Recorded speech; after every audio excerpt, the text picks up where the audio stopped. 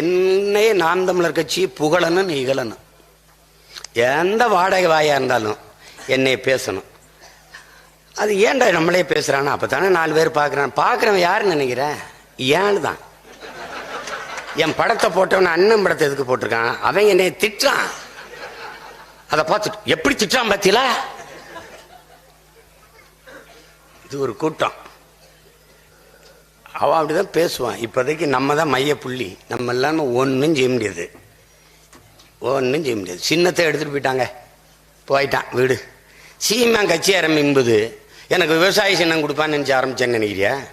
அவன் எடுத்துட்டு அவன் என்னையை பார்த்து பாயந்து இந்த சின்னம் 1.5 ஆண்டுகளாக உட்காந்து பேசுறாங்க. சீமானுக்கு ஓட்டா சின்னத்துக்கு ஓட்டா? சின்னத்துக்கெல்லாம் ஓட்டு இல்லை. அவர் யாரை நிறுத்தி எதை சொன்னாலும் போடுவான் மக்கள். ஆனாலும் ஒரு பயம்.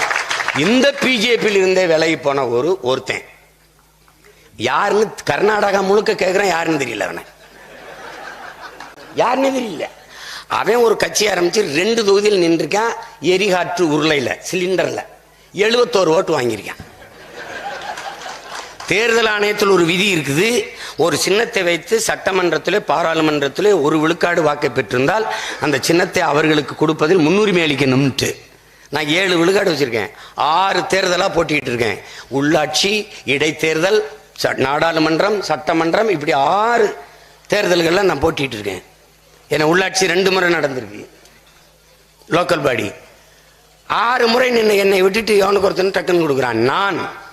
நாம் தமிழர் கட்சியை நாங்கள் பதிவு செஞ்சு தேர்தல் அறிவிச்சுட்ட பிறகு 2016 தேர்தல் அறிவிச்சுட்ட பிறகு 10 நாள் கழிச்சு எனக்கு சின்ன ஒதுக்குச்சார். டைமில் விருத்தி 10 நாள் கழிச்சு சின்னமே இல்லாமல் வாக்கெட்டுக்கிட்டு இருந்தேன். ஆனால் தேர்தல் வர்றதுக்கு முன்னாடி 2 மாசத்துக்கு முன்னாடி இவனுக்கு எதுக்கு நீ விவசாயத்துக்கு கொடுத்த? நீ வட இந்தியாவில் ராஜஸ்தான், மகாராஷ்டிரா, பீகார், குஜராத் நான் கண்டுக்கிற மாட்டேன். 4 கிலோமீட்டர் தூரத்தில் கர்நாடகாவில் ஒருத்தனுக்கு கொடுக்குறேன். கடிதத்தால் கட்சி, லெட்டர் பேட் கட்சி. அவன் என்ன தெரியுமில்ல, நாங்கள் பேசும்போது எங்க கூட கூட்டணிக்கு வாங்கங்கிறான்.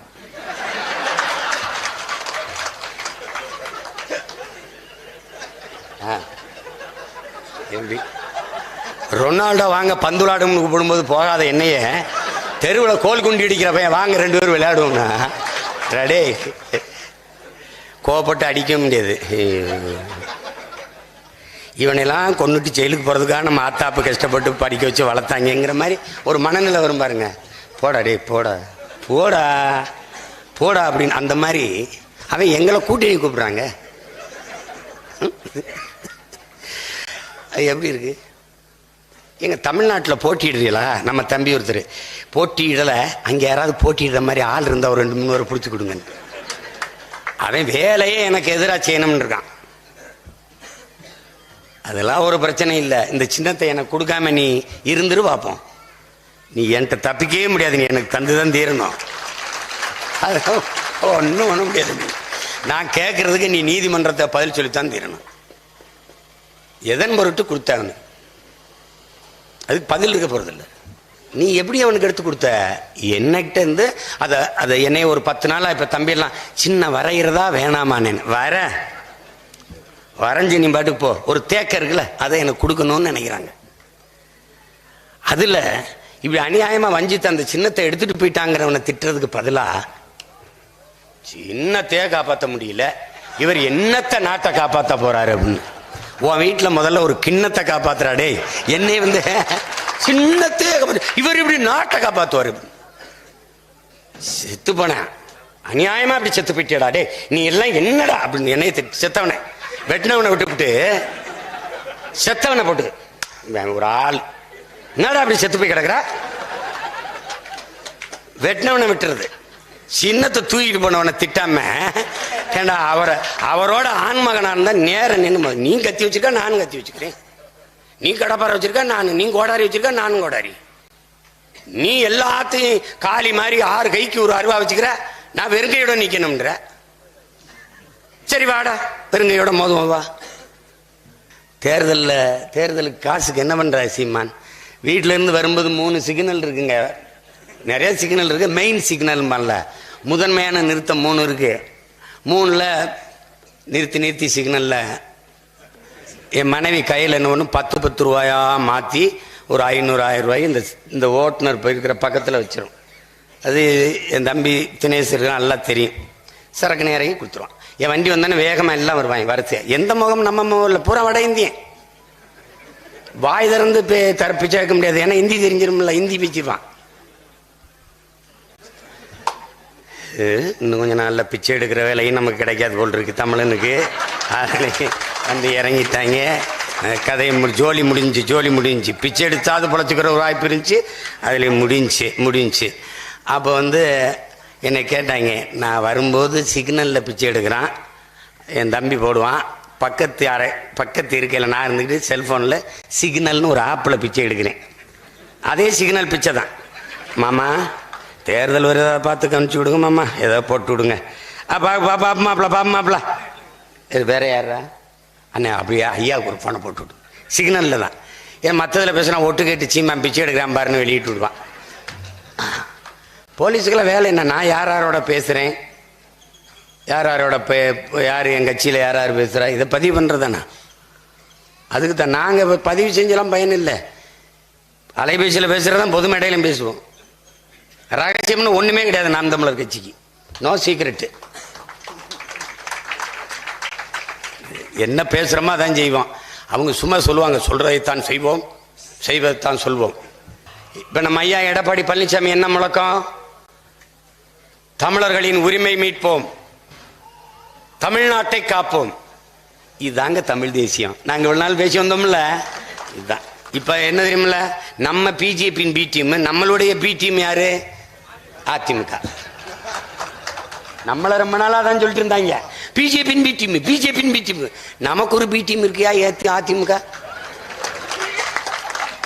நம்ம என்ன இவ்வளவு நாள் பேசிட்டு வந்தோமோ அதை பேசுற. அப்படி தமிழர்களின் உரிமை மீட்போம்.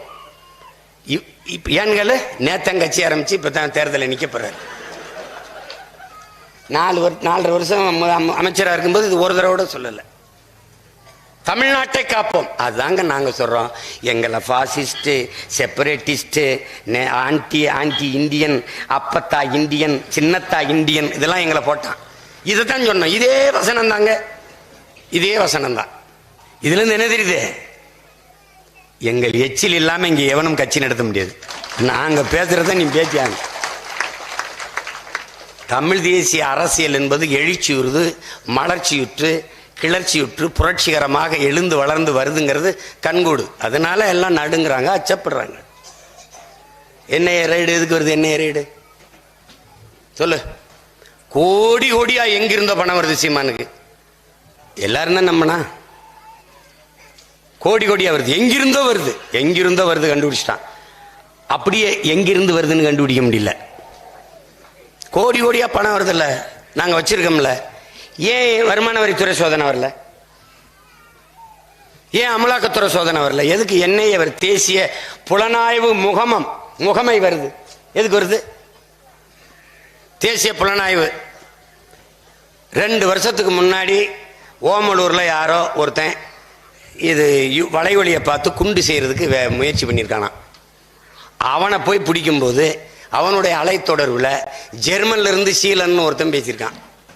அந்த வீணா போன நாய் நம்ம கட்சியில் இருக்க எல்லா பிள்ளைகளோடும் பேசியிருக்கு. 4-5 பேர்ல பேசியிருக்கு. முருகன் ஒன்று பேசியிருக்கு, கிருகன் ஒன்று பேசியிருக்கு, சீலன் ஒன்று பேசியிருக்கு. இவன் போய் மதிக்கிட்ட சீலன் உனக்கு தெரியுமா? ஆமா ஆமா தெரியும், கன்னியாகுமரியில் எங்க மாவட்ட செயலாளர் ஒரு சீலன் இருக்காரு. ஐயோ இவன் ஜெர்மன்ல இருக்கான்னு தெரியுது இல்ல உனக்கு? தான் எல்லா நாட்டிலையும் தூதரங்கள் இருக்குல்ல. நீ தான் அகில உலக சிங்கம் ஆயிடுச்ச, நீ தான் பெரிய கிங்காங்க ஆயிடுச்சு. அவனை கூப்பிட்டு இந்த சீலங்கிறவனை தூக்கிட்டு வந்து இங்க வச்சு விசாரிச்சா சொல்ல போறான். ஒரு சின்ன ஒரு இது எதுக்கு என்னைய போடணும்? துறை வீட்டில் எதுக்கு போடணும்? எதுக்கு விஷ்ணு வீட்டில் போடணும்? எதுக்கு மதிவான வீட்டில் போடணும்? ஏன் போடணும்? எதுக்கு இந்த பாலாஜி மாதிரி சின்ன பசங்க வீட்டில் போடணும்? சீமானை நோக்கி கணக்கில்லாத இளைஞர்கள், இளம் பெண்கள் படையெடுத்து அணியணியாக போறார்கள். இதை தடுக்கணும். அதுக்கு என்ன வழி இருக்கு? ஒன்னும் வழி இல்லை. குறுக்க மதில் சுவரே கட்டினாலும் ஏறி குதிச்சு போயிடுவாங்க. போயிடுவான். மண்டைக்கிட்ட முட்டியாவது பேத்தெறிஞ்சிட்டு போயிடுவான். அவனை என்ன பண்றது? தடுக்க வழி கிடையாது. அப்ப என்ன பண்றது? அச்சப்படுத்தணும். என்ன பண்ணணும்? சீமான் கூட நீ போனி என்றால் இந்த மாதிரி என்ஐஏ ரைடு வரும். பிரிவினைவாத கட்சி, அதை தடை செய்து விடுவார்கள். அந்த கட்சி 24க்கு மேல இருக்காது, அது அழிந்து விடும், அதை ஒளி. அப்பதான் தெரியுது ரொம்ப பேர் ஆசைப்பட்டு இருக்காம இருக்கு நம்மளை கல்யாணம் பண்ணிக்கிறதுக்கு. சொல்லுவாங்கல்ல, நிறைய பெண்கள் ஒருதலையா காதலிச்சுக்கிட்டு இருந்திருக்காளுகடா நம்மளை அப்படிங்கிற மாதிரி நிறைய பேர் ஆசைப்பட்டுக்கிட்டு இருக்கான். என்னை எப்படியாவது காலி பண்ணிடணும், அது தடை செஞ்சு விடுவார்கள், அது தீவிரவாத கட்சி, பயங்கரவாத கட்சி அப்படின்னு. எங்க உன் குச்சி எதற்காக நடத்தப்பட்டது என்பதை என் தம்பி தங்கைகள் தெரிஞ்சுக்கணும், என் உறவுகள் அச்சப்படக்கூடாது. இந்த மாதிரி ஒரு சோதனையை நடத்தி அதை செய்தியாக்கும் போது 10 நாள் இந்த மாதிரி கருத்து உருவாக்கம், அது தடை செய்யப்படும், தீவிரவாத பயங்கரவாத கும்பல்களோட தொடர்பு, அது இதெல்லாம் பேசும்போது பயம் இல்லாமல் ஒரு தம்பி வர்றான், என் தம்பி வர்றான், கார்த்திகே வர்றான்னா அவன் வருவான். ஆத்தா தடுக்கும், அப்பா தடுப்பாரு, சித்தப்பா தடுப்பாரு, உறவினர் தடுப்பாரு. வேணாம்ப்பா, எதுக்குப்பா, அந்த கட்சியை தேவையில்லாம போலீஸ் கீலீஸ் எல்லாம் தேடி வரும், அச்சப்படுத்தும் போது வர்றதை நின்றும். அதுக்கு தான் இப்ப நாங்க என்ன முடிவெடுப்போம், பயப்படுகிறவன் எங்கள் படைக்கு சரியா வரமாட்டான். எங்க தலைவன் எங்களுக்கு கற்பித்தது, அச்சத்தை கைவிடு, இல்லை என்றால் லட்சியத்தை கைவிடு.